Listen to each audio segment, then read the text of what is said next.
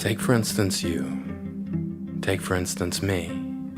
Take for instance the fact that we were getting into trouble every other minute. Like the night you thought it would be cool to throw a chocolate bar into a hotel swimming pool, then point at it and yell, "Shit!" You said it was something you saw in a movie. No surprise, everyone in that pool was out instantly. And we accepted our lifetime ban from that hotel like men. Then rolled across town and checked into another, where you proceeded to seduce a single mother who was away on a business trip. Despite your best efforts, later that day she snubbed you, and you accepted it like forced retirement. Take for instance the day we spent the night like millionaires, needing to go bankrupt by sunrise. Take for instance the lies we told our parents like, "No, that is not my sheet of LSD. I'm holding it for a friend." Take for instance the time you told me a heart can't break. It can only bend. Take for instance you. Take for instance me. Take for instance the word instantly, and how it used to be used to define things like mashed potatoes or coffee. But now somehow they use it to sum up your life, telling me that you died instantly. They said it as if there was a measure of comfort to be found in the fact that you were dead, that you said no long goodbyes or last words, just gone. Like a deadbeat dad who popped out for some cigarettes and didn't come back. Fact is, you were a different kind of gone altogether. Gone like the promises of lovers who believe in things like unicorns and forever. Gone as in never coming back. Gone as in your parents can't even bring themselves to go into your old room. You were gone like that. But they all said you died instantly. They said it as if in you is the grace to not linger like a tragedy in slow motion or a heartbreak set on pause. No slow cause of death for us all to deal with. They said it as if it was a relief. As if that's what you would have wanted. And I have seen machines push life into the bodies of people who would rather just go, and I know that's not something you would want. And I'm not saying that I knew you better than most, but I'm pretty sure you'd rather be alive. Like the night we decided to drive to the observatory. We camped under the stars and got drunk. One beer in, you sunk into nostalgia like a love seat tailor-made for your body. Listed from memory the top 20 girls you never kissed but always wanted to.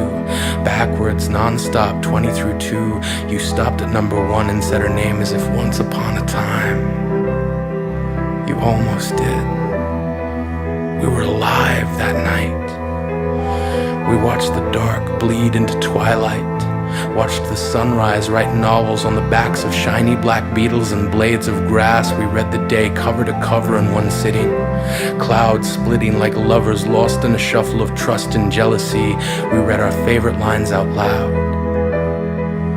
Yours was, "If my father is ever proud of me, it will mean that in some small measure I have lived better than him." Mine was, "If my life is the whim of a dreamer, let them awake and remember the grand idea that I am." The world's was, "Let them stem from me. Let them be picked and pressed into diaries. Let them be the tangible memories of writers who could not scribe fictions greater than those based on the true story of their histories." Of course, the world didn't actually say that. We were really high. And for once, there was no because to the why. We spoke like liars, finally speaking truth. Each word a confessional booth where we recounted our sins, realizing the failures of our youth are what make up the beauty of our age. That every page turned cannot be rewritten, only reread. That every chapter we sped through needs to remain unedited, exposing our screw-ups like slips of the nipple on the evening news. We were never perfect. and we were only ever barely amazing. But I've been thinking about the word instantly and how you lived, instant to instant. Take, for instance, the night we met, when you wiped the rain out of your face like sweat and said, "It's not raining. It's just the weather trying to look busy." We decided right then and there the inventor of the umbrella was a pussy. 3 days later, you were sick in bed, reconsidered your position, then called me and said, maybe he was just wise. My heart is bending. I keep rereading the ending of your life, expecting a next chapter. I expect laughter as if it was always there. I unexpect your death so hard that part of me believes I can make it not true. You kept a rock on a satin pillow on your bookshelf and told me, "It's a star."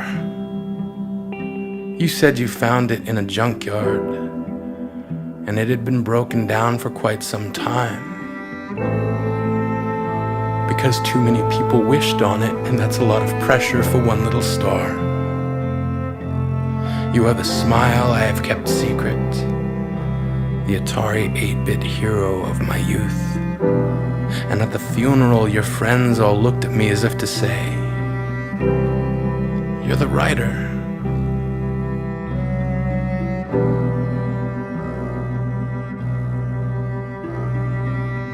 So what? I knew him only as well as he knew me. And when you told me he was gone, I missed him instantly.